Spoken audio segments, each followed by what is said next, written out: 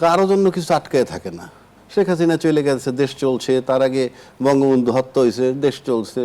জিয়া রহমান সাহেব নিহত হয়েছেন, দেশ চলছে, দেশ চলবে, ওরা আপন গতিতে চলবে।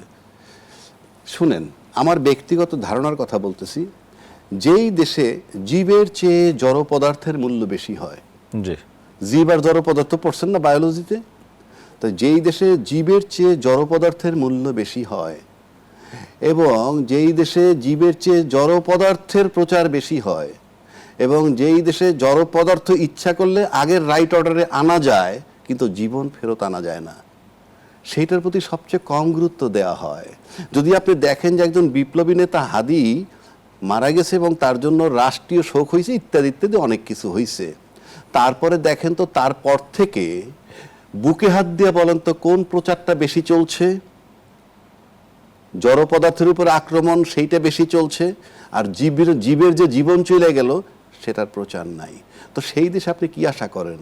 1400 লোক মারা যাওয়ার পর 50,000 লোক আহত হওয়ার পর 16 বছর যাবৎ যে দেশটাকে ধ্বংস করা হয়েছে, সেই দেশটা যারা বুঝাও না বোঝার ভান কইরা 16 মাসে রিপেয়ারিং চায় এবং নির্বাচন চায়, ইচ্ছা করে যদি না বুঝতে চায় কিছুই করার নাই। আমি আরো একটা কথা বলি, এবারের ভোটে সবচেয়ে কম ভোটারের উপস্থিতি হবে, সবচেয়ে কম। কেন আমি বলছি, আমরা অতীত রেকর্ড থেকে যদি জানি সবচেয়ে বড় দলের ভোট আছে 35%, আর একটা দল আছে তাদের ভোট নাকি কিছু বাড়ছে, সবাই বলে। আমি একটু বাড়াই নিলাম তাদের জন্য, 12, 13, 15%, তাইলে হয় 50%। পতিত সরকারের ভোট আসবে না, কারণ তারা নির্বাচন চায় না, তারা চায় ইউনূস সরকারের অপসারণ। তাহলে এই 50% লোক ভোটার, বাকি 50% কিন্তু দলের ভোটার না। ওই 50%-এর মধ্যে থেকে যদি আওয়ামী লীগের জন্য বর্তমানে কমা একটু 20ও ধরি, চলে গেল, ওরা তো ভোট দিবে কি দিবে না আমরা জানি না। বাকি 30% ভোটাররা ভোট দিবে না, কাজে উপস্থিত হবে সবচেয়ে কম।